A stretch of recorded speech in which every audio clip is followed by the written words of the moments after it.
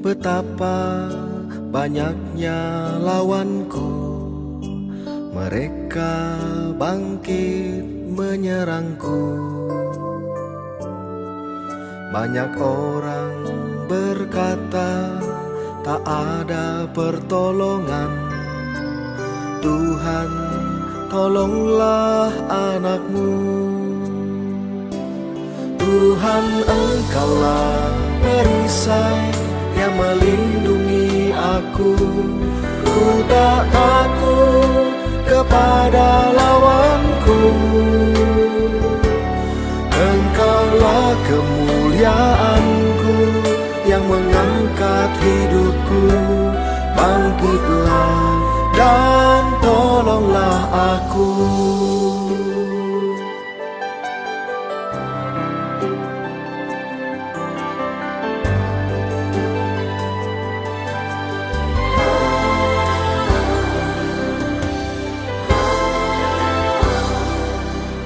Ya Tuhan, betapa banyaknya lawanku, mereka bangkit menyerangku.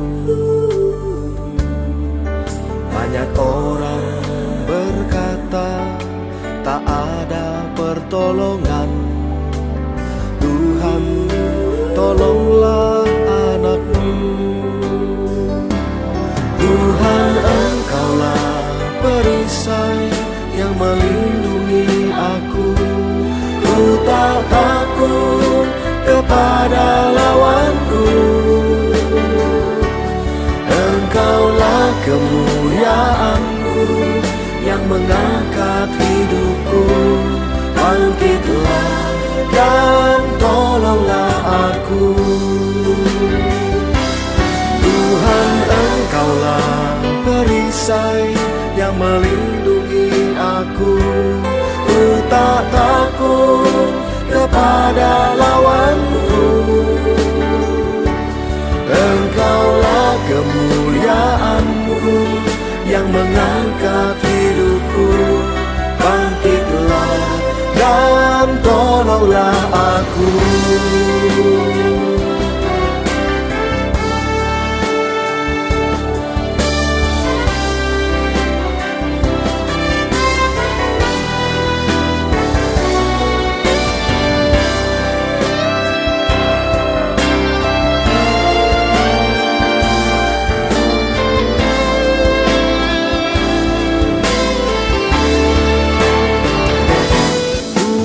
Engkaulah perisai yang melindungi aku.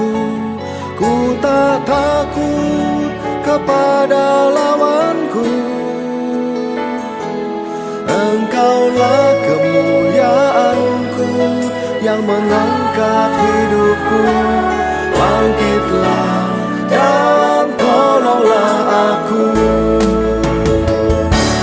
Tuhan, Engkaulah perisai yang melindungi aku. Ku tak takut kepada lawanku. Engkaulah kemuliaanku yang mengangkat hidupku. Bangkitlah dan tolonglah aku. Bangkitlah dan tolonglah aku. Bangkitlah dan tolonglah aku.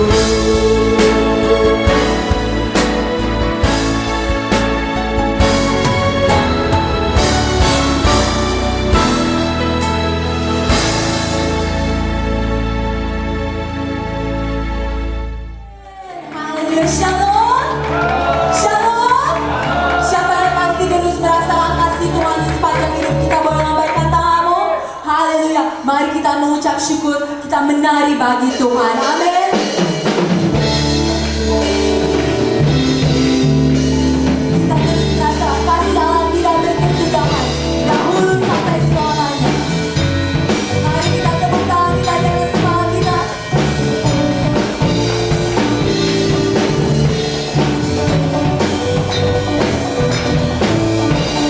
Mari kita nyatakan kasih Allah.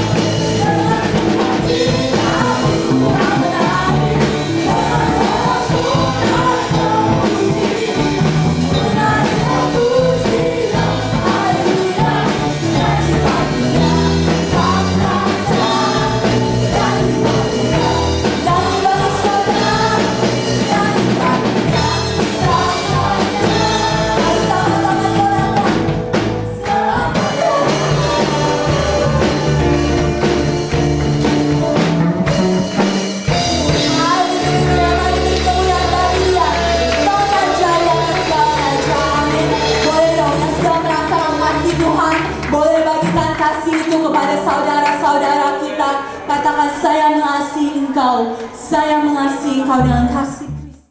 Shalom saudara-saudara terkasih di dalam Kristus. Kembali lagi bersama saya Stephanie di Bethany News. Pada hari ini saya akan memberikan informasi-informasi penting. Jadi mohon dicatat baik-baik ya. Seluruh kegiatan dan informasi terbaru gereja dapat Anda temukan di media sosial resmi gereja, yaitu di Facebook page Gereja Bethany Indonesia Anointing of Peace, Instagram Bethany AOE Events, dan YouTube channel Bethany AOE Production. Jangan lupa like, follow, dan subscribe agar Anda terus up to date dengan kegiatan-kegiatan terbaru gereja. Online fellowship terus diadakan setiap hari Senin sampai Sabtu pukul 7:30 malam atau jam 19.30 waktu Indonesia bagian Barat melalui Facebook page Gereja Bethany Indonesia Anointing of Peace. Dan pada hari Minggu, ibadah online dapat Anda ikuti melalui YouTube channel Bethany AOE Production jam 10 pagi waktu Indonesia bagian Barat. Segera share dan bagikan video-video yang ada, dan biarlah kita semua dapat menjadi saluran berkat. Dan tidak terasa saudara, kita sudah berada di minggu terakhir di bulan Juni ini. Dan minggu depan, di minggu pertama, kita akan bersama-sama mengadakan perjamuan kudus. Bagaimana caranya? Apakah kita akan ke gereja? Tentu saja belum, saudara. Jadi kita akan bersama-sama mengadakan perjamuan kudus di rumah kita masing-masing. Dan tentu saja ada beberapa hal yang perlu Anda persiapkan. Yang pertama, Anda perlu menyiapkan roti perjamuan atau hosti seperti ini. Dan bagi yang tidak punya, tidak masalah, Anda bisa menggunakan roti tawar atau crackers, atau cookies, atau biskuit, apapun yang bisa Anda temukan. Dan yang kedua, Anda juga perlu menyiapkan anggur perjamuan. sekali lagi, bagi yang belum punya, tidak masalah, Anda bisa menggunakan apapun yang ada di rumah saudara. Contohnya, seperti sirup yang ada di depan saya ini.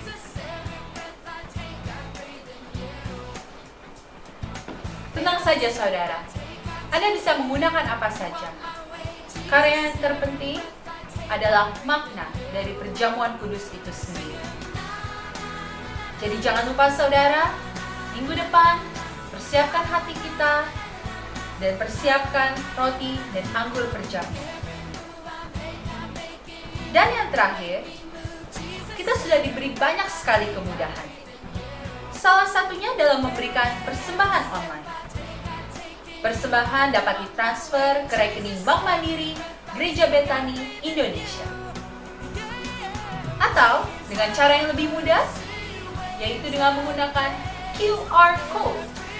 Cara yang sangat kekinian. Mari kita belajar bersama-sama. Step yang pertama, tentu saja Anda membutuhkan smartphone dengan aplikasi GoPay, atau OVO, atau Dana, atau Link aja. Salah satu ya saudara. Mari kita buka aplikasi pilihan kita. Klik Pay atau Scan. Lalu kita bisa scan QR Code yang ada. Masukkan nominal yang Anda inginkan. Klik Pay atau Confirm. Dan Anda akan segera menerima notifikasi apabila transaksi Anda sudah berhasil. Mudah sekali bukan? Wah, tidak sampai 1 menit loh saudara. Sangat luar biasa ya zaman sekarang ini. Sepertinya Anda sudah siap untuk melanjutkan ibadah pada hari ini. Mari persiapkan hati kita, cari suasana yang mendukung, jauhkan segala distraction, agar kita bisa mengikuti setiap praise and worship dengan baik. Anda juga bisa membawa buku catatan saudara, sehingga kita bisa mendengarkan, mencatat, sekaligus menjadi pelaku-pelaku firman Tuhan. Kita percaya, pada pagi hari ini akan ada terobosan yang luar biasa di dalam hidup kita. Selamat beribadah, Tuhan Yesus memberkati.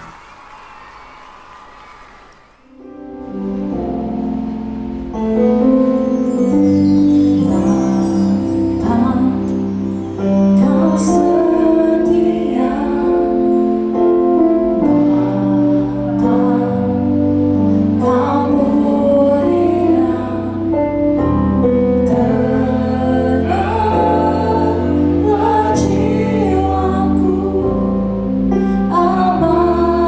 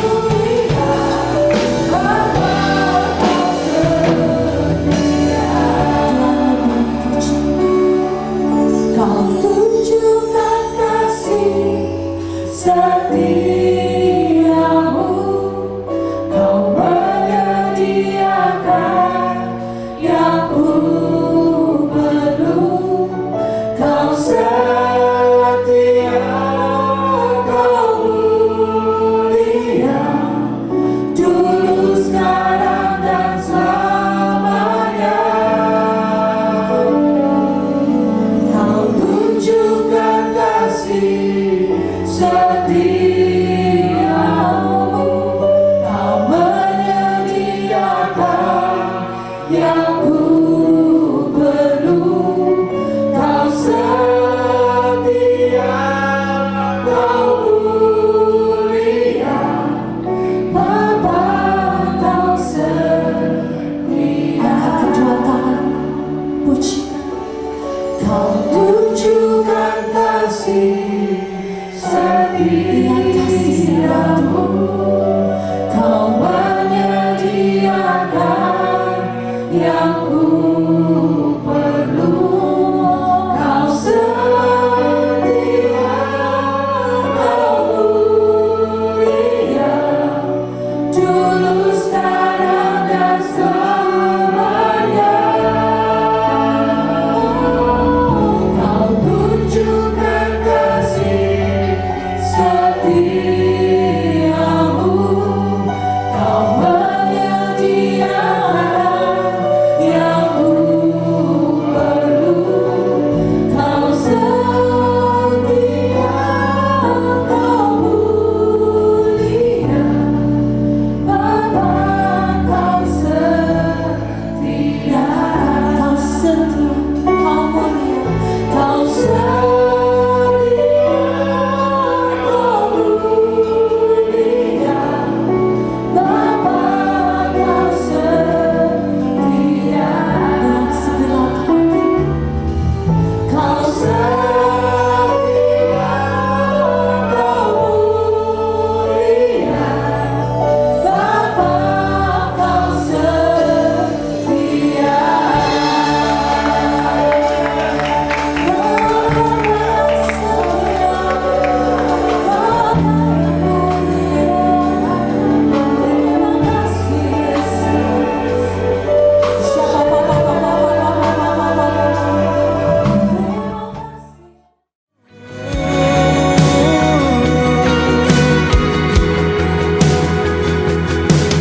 Bapa, Engkau mengenalku lebih dari siapapun. Engkau tahu ceritaku dan isi hatiku. Tak peduli masa lalu. Siang hari ini aku membaptiskan engkau di dalam nama Bapa, Anak, dan Roh Kudus, yaitu Tuhan Yesus Kristus. Biarlah kau mati bersama dengan kematian Kristus dan kau bangkit bersama dengan kebangkitan Kristus untuk masuk dalam hidup yang kekal. Dalam nama Yesus. Kini aku percaya tiada yang mustahil bagimu. Kuasa-Mu kuatkanku, dasarku berharap. Kini aku berserah pada rancangan-Mu bagiku. Ku ikuti panggilan-Mu, ku kan setia sampai akhir hidupku.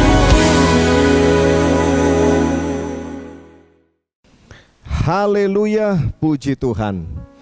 Saudaraku yang dikasihi oleh Tuhan, kita baru saja menyelesaikan yang namanya baptisan air. Ada anak-anak Tuhan yang memberikan hidupnya kepada Tuhan, dan hari ini mereka dibaptis di dalam nama Bapa, Anak, dan Roh Kudus, yaitu Tuhan Yesus Kristus. Baptisan punya pengertian mati bersama dengan Kristus dan dikuburkan, lalu kemudian bangkit bersama dengan kebangkitan Kristus dan masuk dalam hidup yang kekal. Kekasih-kekasih Tuhan, baptisan adalah sebuah langkah iman. Baptisan adalah sebuah titik awal perjalanan yang luar biasa bersama dengan juru selamat kita, bersama dengan Tuhan kita Yesus Kristus. Setiap hari kita sebagai anak, kita akan dididik, kita akan ditegur, kita akan dikoreksi oleh Bapa yang sangat mengasihi kita. Dan targetnya sangat jelas, yaitu saudara dan saya, kita mengalami keserupaan dengan Kristus. Saudara yang dikasihi oleh Tuhan, perjalanan bersama dengan Tuhan sungguh indah. Terlebih lagi ketika Roh Kudus yang ada di dalam diri saudara dan saya itu mengajar kita tiap-tiap hari apa yang harus kita perbuat. Saudara, dalam perjalanan dengan Tuhan ada banyak sekali pelajaran, ada banyak teguran, koreksi daripada Tuhan. Dan seharusnya kita sebagai orang-orang yang mengasihi Tuhan, kita memperhatikan akan hal itu, agar pada waktunya nanti ketika Tuhan memeriksa hidup kita, kita kedapatan orang-orang yang berkenan di hadapan Tuhan. Nah, saat ini kita akan belajar kebenaran firman Tuhan yang terambil dari Lukas pasal yang ke-13, ayat yang ke-6 sampai dengan ayat yang ke-9. Ya, saya akan bacakan buat saudara-saudaraku sekalian. Lukas pasal 13 ayat yang ke-6 sampai dengan ayat yang ke-9. Perikopnya berjudul perumpamaan tentang pohon ara yang tidak berbuah. Lalu Yesus mengatakan perumpamaan ini. Seorang mempunyai pohon ara yang tumbuh di kebun anggurnya, dan ia datang untuk mencari buah pada pohon itu, tetapi ia tidak menemukannya. Lalu ia berkata kepada pengurus kebun anggur itu, "Sudah 3 tahun aku datang mencari buah pada pohon ara ini, dan aku tidak menemukannya. Tebanglah pohon ini. Untuk apa ia hidup di tanah ini dengan percuma?" Jawab orang itu, "Tuan, biarkanlah dia tumbuh tahun ini lagi. Aku akan mencangkul tanah sekelilingnya dan memberi pupuk kepadanya. Mungkin tahun depan ia berbuah, jika tidak, tebanglah ia." Saudaraku yang dikasihi oleh Tuhan, ini adalah sebuah perumpamaan yang Tuhan Yesus sampaikan tentang pohon ara. Ya, memang di dalam Alkitab ada beberapa kali Tuhan berbicara tentang pohon ara. Satu ketika Tuhan Yesus bersama dengan murid-muridnya dalam perjalanan, kemudian mereka menjumpai pohon ara, dan pada saat itu Yesus mencari buah pada pohon ara tersebut. Ternyata ia tidak menemukan. Nah, ini bukan perumpamaan, ini memang sebuah kisah yang dialami oleh Tuhan Yesus bersama dengan murid-muridnya. Dan apa yang terjadi? Lalu Tuhan mengutuk pohon ara itu. Dan Tuhan berkata, "Mulai hari ini, biarlah tidak ada satu orang pun yang memakan buahmu lagi." Dan apa yang terjadi? Pohon itu kering seketika. Dan murid-murid sangat ketakutan. Lalu kemudian mereka bertanya, "Orang seperti apakah dia ini, sehingga pohon ara pun menjadi kering oleh karena perkataannya?" Saudaraku yang dikasihi oleh Tuhan, kalau kita melihat Lukas pasal 13 ayat yang ke-6, ini sebuah perumpamaan. Artinya Tuhan sedang mengajar kepada murid-muridnya pada waktu itu, bahwa ada sebuah kebun yang dimiliki oleh seorang pemilik kebun, dan di dalam kebun anggurnya tersebut ternyata ada pohon ara yang sudah 3 tahun tidak menghasilkan buah. Nah, mari kita akan dapatkan beberapa pengertian dari perumpamaan ini. Kalau kita perhatikan di dalam ayat yang ke-6, dikatakan, lalu Yesus mengatakan perumpamaan ini. Seorang mempunyai pohon ara yang tumbuh di kebun anggurnya, dan ia datang untuk mencari buah pada pohon itu, tetapi ia tidak menemukannya. Saudara kasih oleh Tuhan, pemilik kebun datang untuk mencari buah pada pohon ara. Sesuatu yang wajar, sesuatu yang sudah seharusnya, bukan? Kenapa demikian? Pertama, jelas dia adalah pemilik. Yang kedua, pemilik kebun ini dialah orang yang sudah menabur lebih dulu. Pohon itu bisa ada di sana karena dia menabur benihnya. Dan sebagai orang yang menabur, tentu saja dia berhak, saudara, untuk mendapatkan manfaat, mendapatkan keuntungan dari apa yang dia tabur. Ya, siapa yang menabur, dialah yang berhak untuk menuai. Amin. Sama kan? Kalau saudara berinvestasi misalnya, saudara menabur, maka orang yang berhak untuk menikmati hasil investasi, menikmati hasil taburan saudara, ya saudara. Dan tentu saja saudara berhak untuk memeriksanya. Sama seperti pemilik kebun anggur ini. Dia memeriksa dan ternyata dia tidak mendapatkan buah pada pohon ara tersebut. Kekasih-kekasih Tuhan, Allah Bapa kita, dialah pemilik daripada kebun anggur tersebut, ya. Dan di situ pengurusnya adalah Tuhan Yesus. Kekasih Kristus, Tuhan sudah menaburkan benih ilahi dalam hidup kita. Bahkan Dia sudah menyelamatkan saudara dan saya. Ya, sebuah karya. Dia sudah berkorban, Dia mati gantikan saudara dan saya. Tadi kita sudah sama-sama membahasnya, ya, melalui baptisan. Orang yang percaya pada Yesus, dia bersekutu dengan kematian Kristus dan dia bersekutu juga dengan kebangkitan Kristus. Luar biasa. Dan Bapa sudah menabur benih ilahi dalam hidup setiap kita. Sudah seharusnya lah Bapa memeriksa dan mendapatkan keuntungan daripada setiap kita sebagai umat kepunyaannya. Kekasih-kekasih Tuhan, apa yang dicari oleh pemilik kebun tadi? Dikatakan jelas yang dicari adalah buah ara, betul ya? Iya, dia pergi datang kepada pohon ara, tentu yang dicari buah ara. Ternyata dia tidak menemukan buah ara. Seandainya di dalam pohon ara tersebut ia menemukan buah yang lain, misalnya dia menemukan ada buah jeruk, ya, atau dia menemukan buah apel, atau mungkin, ya, dia menemukan buah pisang, ya, atau mungkin juga buah anggur. Apakah dia berkenan dengan hasil tersebut? Jelas tidak, sebab yang dia tanam pohon ara. Yang dia harapkan hasilnya adalah buah ara, bukan buah yang lain. Meskipun buah-buah yang lain tentu saja sangat enak, tentu saja, ya. Misalnya anggur ini tentu saja enak.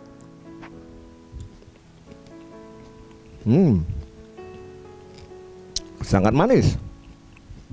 Atau ya pisang yang luar biasa ini, ya. Nah, kalau kita lihat yang dia cari buah ara, meskipun misalnya dia menemukan pohon tersebut ternyata menghasilkan buah pisang.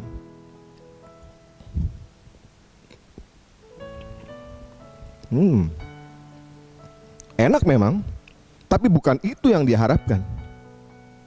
Bukan buah-buah ini yang dia harapkan. Yang ia justru cari adalah buah ara. Kalau sampai buah yang lain yang dia temukan ada pada pohon itu, dapat dipastikan itu pasti buah palsu. Dan Tuhan tidak mau sesuatu yang palsu. Tuhan tidak mau sesuatu yang palsu. Tuhan mau sesuatu yang asli dalam kehidupan kita. Karena itu saudaraku, hasilkanlah buah dari benih yang Tuhan tabur. Hasilkanlah buah seperti yang Tuhan cari dari hidup kita. Tuhan taburkan setiap saudara benih yang unik, ya. Benih yang unik tersebut saudara hanya bisa dihasilkan oleh saudara, ya.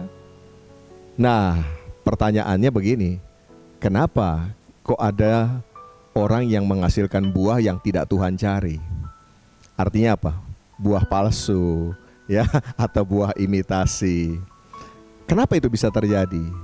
Karena begini saudara, banyak orang cenderung itu suka meniru, ya. Jujur saja hari-hari ini kalau kita ketemu, ada banyak orang yang suka meniru figur-figur tertentu misalnya, ya. Kalau zaman saya kecil tentu yang kita suka perhatikan, ya, contohnya tokoh-tokoh yang hebat, ya, yang contohnya ahli berkelahi, ya, atau tokoh-tokoh seperti Superman, Batman dan lain sebagainya. Maka kemudian kita mulai meniru. Dan ada banyak sebetulnya figur-figur yang kemudian kita tiru. Bahkan mungkin itu orang yang dekat dengan kita, mungkin itu hamba Tuhan yang kita kagumi, lalu kita mulai meniru. Ya, kita pikir kita sudah menghasilkan buah. Ternyata saudara, buah yang kita hasilkan bukan seperti yang Tuhan cari. Sama saja dengan pohon ara yang tadi, ternyata buahnya buah pisang.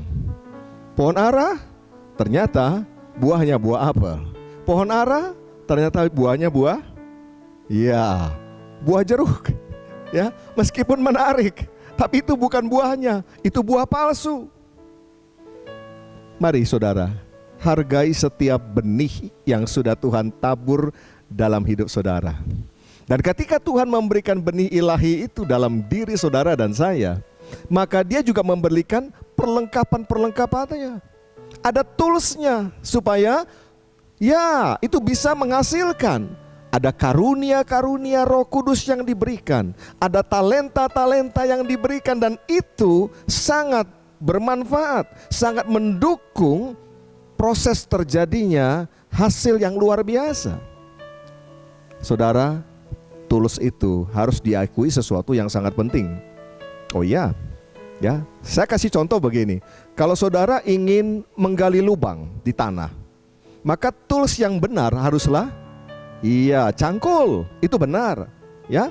Tapi coba seandainya saudara ingin menggali lubang di tanah, tapi toolsnya yang dikasih, katakan sendok makan atau gunting, apakah bisa? Mungkin ya, akan terjadi lubang juga, tapi setengah mati mengerjakannya dan tidak maksimal.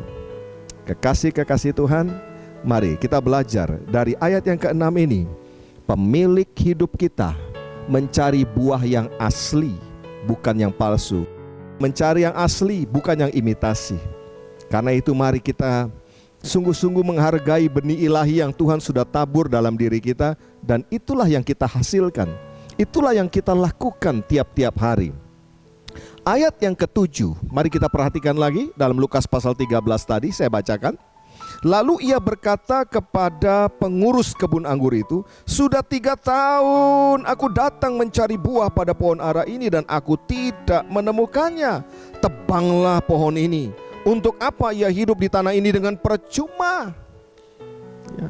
Dengan kata lain, percuma dia hidup memenuhi kebun ini. Ya. Kalau pakai bahasa sekarang, menu-menuin tempat. Ya, saya percaya saudaraku yang dikasih oleh Tuhan, pemilik kebun ini tidak sembarangan mencari buah. Artinya apa? Kalau belum waktunya, tidak mungkinlah dia mencari buah pada pohon itu, bukan? Ya, karena semua juga butuh proses. Ya, ada pertumbuhan, dan ketika sudah waktunya, barulah pemilik kebun itu mencari buahnya. Ya, kalau pemilik kebun mencari buah bukan di waktunya, bukan di saatnya, tentu saja bukan salah pohon aranya. Tapi saya yakin dan percaya pemilik kebun datang di waktu yang tepat. Ya, sudah saatnya pohon itu harus berbuah dan memang masanya harus berbuah. Makanya dia mencari dan tidak menemukan. Ya, maka dia berkata, kalau begitu tebang saja. Buat apa dia hidup dengan percuma? Ingat saudara, ya, tidak ada masalah kan dengan tanahnya di situ. Tidak ada masalah dengan kebunnya, tidak ada masalah dengan pengurusnya. Apa buktinya? Buktinya pohon yang lain tumbuh. Buktinya anggur menghasilkan buah yang luar biasa. Seandainya tanahnya tidak baik, seandainya pengurusnya lalai, ya tentu pohon yang lain pun tidak berbuah. Tentu pun hasilnya akan mengecewakan, bukan? Tapi kita lihat di sini, ya. Maka itu saudara, coba kita periksa hidup kita masing-masing. Apakah hidup kita sudah menghasilkan buah yang Tuhan cari, atau buah palsu yang ada dalam diri kita? Nah, kemudian kalau ternyata kita belum menghasilkan buah yang benar yang Tuhan cari, ya, mari introspeksi saudara. Jangan salahkan kebunnya, jangan salahkan tempatnya, jangan salahkan orang lain yang sudah menghasilkan buah. Bahkan jangan salahkan Tuhan dong. Ya, coba kita introspeksi. Cari tahu apa sih penyebabnya. Nah, coba kita perhatikan di sini. Di dalam ayat yang ke-8 dan ayat yang ke-9 dikatakan begini. Jawab orang itu, "Tuan, biarkanlah dia tumbuh lagi tahun ini. Aku akan mencangkul tanah sekelilingnya dan akan memberi pupuk kepadanya. Mungkin tahun depan ia berbuah. Jika tidak, tebanglah dia. Ya, saya suka sekali dengan pengurus daripada kebun ini. Ya, dia pribadi yang tidak mudah putus asa. Ya, meskipun saya percaya dia sudah mati-matian, dia sudah sungguh-sungguh mengerjakan selama ini, tapi dia masih minta kesempatan. Tuhan, kasih waktu, kasih kesempatan. Aku akan mencangkul, ya, aku akan cangkul, aku akan pupuki lagi. Nah, kalau sampai tahun depan memang masih tidak berbuah, ya sudah, tebang saja. Saudaraku dikasih oleh Tuhan, pengurus kebun ini, dia melihat di mana letak masalahnya. Pengurus kebun ini tahu di mana letak persoalannya. Persoalannya bukan pada daun, persoalannya bukan pada batangnya atau pada dahannya, bukan. Ternyata persoalannya ada pada bagian akarnya. Ya, sesuatu yang tidak terlihat. Ya, kalau daun terlihat, batang terlihat, dahan terlihat, akar tidak terlihat. Tapi ternyata masalahnya justru ada pada akarnya. Dan pengurus kebun anggur ini, dia tahu persis di mana duduk masalahnya. Dia berkata, aku akan mencangkul. Ya, supaya apa? Supaya akarnya bisa lebih dalam lagi. Dan aku akan memberikan pupuk. Nah saudara, terkait dengan hal akar, ternyata ada 3 akar yang harusnya hilang dari kehidupan anak-anak Tuhan. Supaya apa? Supaya mereka bisa menghasilkan buah. Ya, 3 akar yang harusnya dibuang dari kehidupan anak-anak Tuhan adalah, yang pertama adalah akar kepahitan. Ya, percayalah, selama kita masih ada akar kepahitan, simpan dendam, sakit hati, ya, kita tidak akan pernah bisa menghasilkan buah yang Tuhan cari. Kalaupun berbuah, yang ada cuma begini saudara, buah palsu.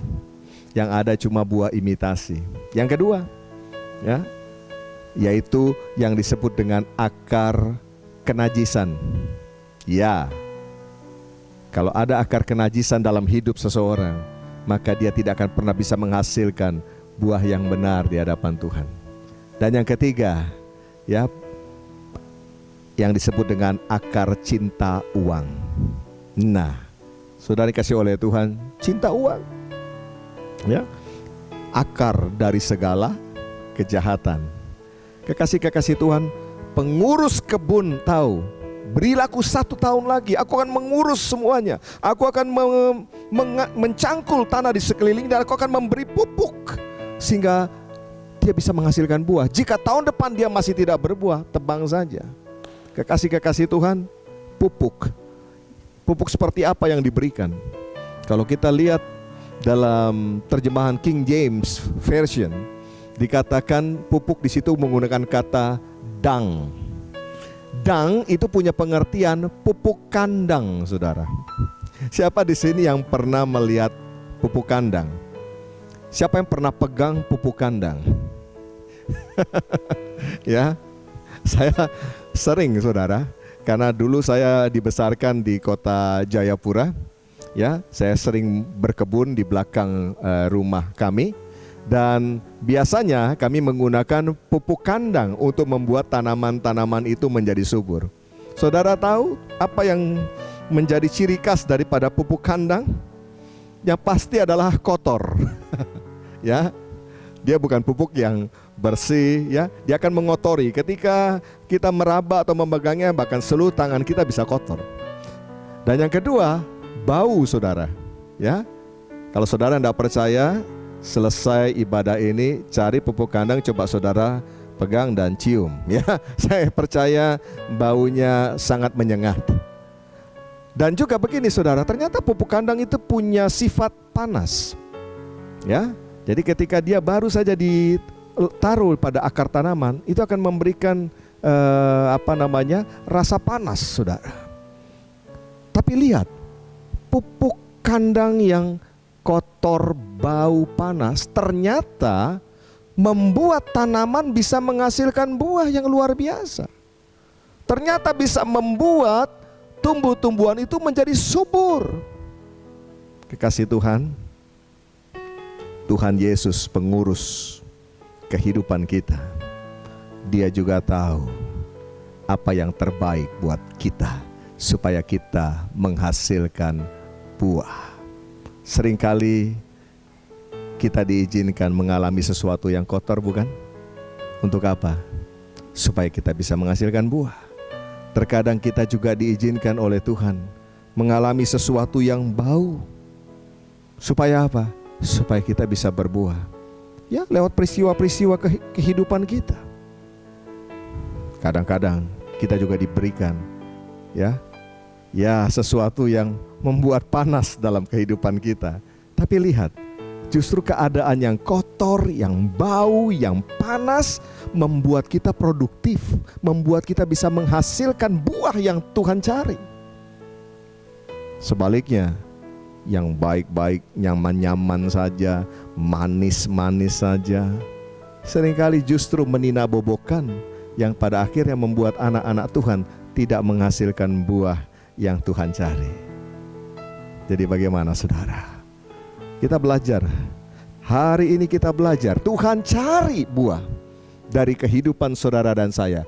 Pertama, karena Dia memang adalah pemilik hidup kita. Yang kedua, Dia memang yang sudah menabur benih. Sudah sewajarnya, selayaknya Dia mendapatkan hasil dari apa yang Ia taburkan. Dia pun sudah menyediakan ya kebunnya, pemeliharaannya. Dia sudah sediakan semuanya. Tulusnya Dia sudah berikan. Karunia, talenta, Dia sudah berikan bagi kita. Bagaimana keputusan kita? Apakah kita mau menghasilkan buah yang asli yang Tuhan cari? Ataukah kita masih suka bermain-main dengan buah yang palsu? Atau bahkan tidak berbuah sama sekali? Kekasih Tuhan, pemilik sudah memberikan segala yang terbaik. Sadarkah saudara bahwa Tuhan adalah pemilik hidup kita? Dia sudah memberikan segalanya. Dia mati untuk saudara dan saya, memberikan hidup buat saudara dan saya, memberikan kesempatan buat saudara dan saya. Maukah kita sungguh-sungguh menggunakan kesempatan yang Tuhan berikan untuk hasilkan buah yang memuliakan nama Tuhan? Paling tidak saudaraku, hasilkanlah buah pertobatan, perubahan hidup, hidup yang diubah sejak saudara mengenal Yesus. Sehingga orang di sekeliling saudara, mereka juga bisa memuliakan Tuhan karena melihat ada perubahan hidup dalam hidup kita. Dan buah yang kedua, buah roh. Hasilkanlah buah roh. Ya, karakter Yesus ada dalam diri saudara dan saya. Dan yang ketiga, buah jiwa-jiwa. Yes. Pergi dan jadikanlah segala bangsa muridku. Baptislah mereka dalam nama Bapa, Anak dan Roh Kudus, dan ajarlah mereka melakukan segala sesuatu yang telah kuperintahkan kepadamu. Harusnya itu mengalir dalam kehidupan kita, sehingga pemilik hidup kita, Dia mengalami sukacita, dan Ia juga boleh dimuliakan karena apa yang kita hasilkan. Berapa banyak di antara saudara ingin meresponi firman Tuhan pada hari ini, dan kau berkata, Tuhan, aku mau menghasilkan buah yang asli. Aku mau berbuah yang lebat bagi hormat kemuliaan nama Tuhan. Mari angkat kedua tanganmu di hadapan Tuhan saat ini, dan kita akan berdoa bersama-sama. Bapa, di dalam nama Tuhan Yesus Kristus, kami sungguh mengucap syukur kalau pada hari ini Tuhan kami boleh mendengarkan akan firman-Mu. Terima kasih Tuhan, Engkau mengingatkan kepada kami untuk kami menghasilkan buah, yaitu buah yang asli, bukan buah yang palsu Tuhan. Supaya pemilik hidup kami dapat menikmati apa yang kami hasilkan dalam kehidupan ini. Tuhan Yesus, tolong setiap kami anak-anak-Mu, supaya kami bisa menggunakan kesempatan yang Kau berikan ini untuk berbuah, untuk hormat kemuliaan nama Tuhan. Jika di waktu-waktu yang lalu kami masih belum berbuah, Tuhan, Engkau tahu apa yang Kau harus perbuat dengan kami. Kami siap Tuhan, supaya kami pada akhirnya nanti boleh menghasilkan buah yang lebat bagi Tuhan. Tuhan, jika ada di antara kami yang sudah berbuah, kami percaya Tuhan akan membersihkan kami supaya kami berbuah lebih lebat lagi Tuhan. Tolong setiap kami Tuhan, pegang tangan kami Tuhan, jangan pernah lepaskan kami, supaya kami menjadi pribadi-pribadi yang menyenangkan akan hati Tuhan. Terima kasih Tuhan, terima kasih Tuhan. Kami tidak mau ada akar-akar yang tidak sehat dalam hidup kami, akar kepahitan, akar kenajisan, akar cinta uang. Kalaupun masih ada itu di dalam kehidupan anak-anak-Mu saat ini, dalam nama Yesus biarlah pada hari ini Tuhan, Engkau sendiri yang mengikisnya, Engkau yang memotong dan membuangnya, supaya anak-anak-Mu Tuhan dapat menghasilkan buah yang manis, buah yang Engkau cari, buah yang asli itu. Terima kasih Tuhan, terima kasih buat ibadah online pada saat ini Tuhan. Dan saat ini juga kami teringat bangsa dan negara kami Indonesia. Kami mengangkat tangan kami untuk Indonesia. Tuhan, campur tangan atas negeri kami Tuhan. Turun tangan atas negeri kami Indonesia Tuhan. Kami percaya Indonesia ada di tangan Tuhan. Indonesia ada di hati Tuhan. Indonesia pasti keluar dari berbagai krisis yang ada. Dan Indonesia akan penuh dengan kemuliaan Tuhan. Berkatilah para pemimpin-pemimpin kami, mulai dari jajar Bapak Presiden dan seluruh jajaran yang ada di pusat sampai ke daerah-daerah, semua boleh menjalankan pemerintahan dengan takut akan Tuhan. Terima kasih Tuhan Yesus. Kami mengucap syukur buat pemeliharaan Tuhan. Kami mengucap syukur buat firman Tuhan yang boleh kami dengarkan hari ini. Dan kami akan mengakhiri ibadah kami. Kami siap untuk menerima berkat yang datang daripada Tuhan. Kekasih-kekasih Kristus, Engkau yang sudah mendengarkan firman Tuhan dan memutuskan untuk menghasilkan buah yang asli, buah yang menyenangkan hati Tuhan. Mari jadi pelaku-pelaku firman.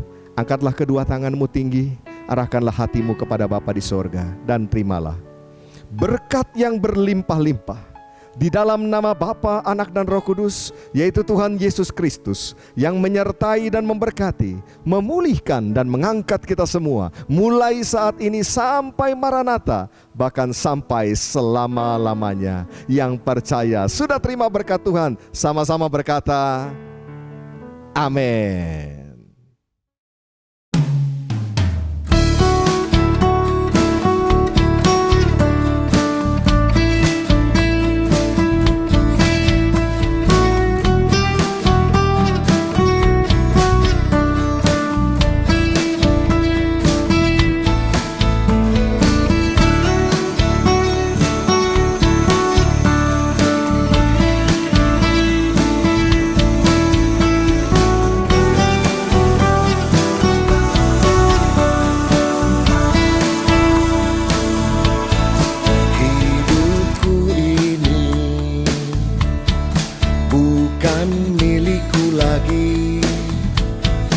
Melainkan Kristus yang diam di dalamku.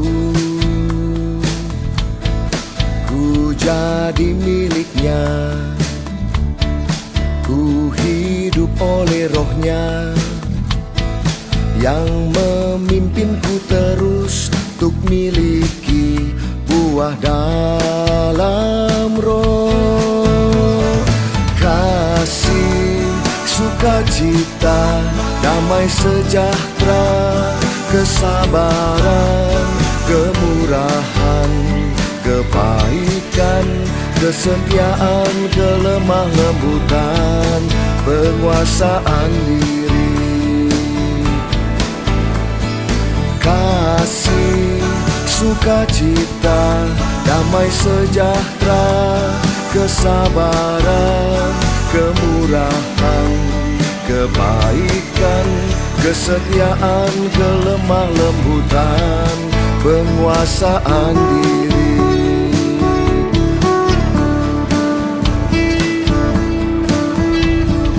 Hidupku ini bukan milikku lagi, melainkan Kristus yang diam di dalamku. Ku jadi miliknya, ku hidup oleh Roh-Nya yang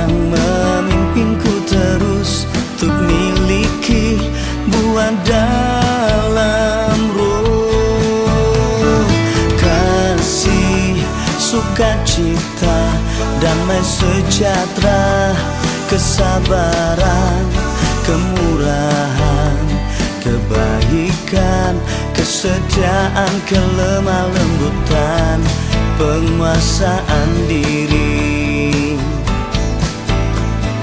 Kasih, sukacita, damai sejahtera, kesabaran, kemurahan, kebaikan, kesetiaan, kelemah lembutan, penguasaan diri.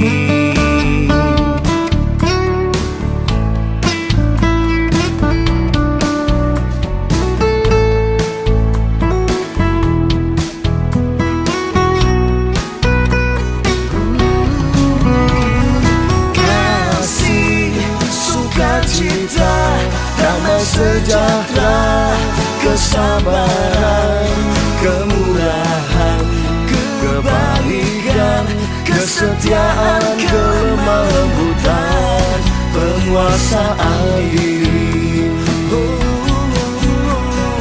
Kasih, sukacita, damai sejahtera, kesabaran, kemurahan, kebaikan, kesetiaan,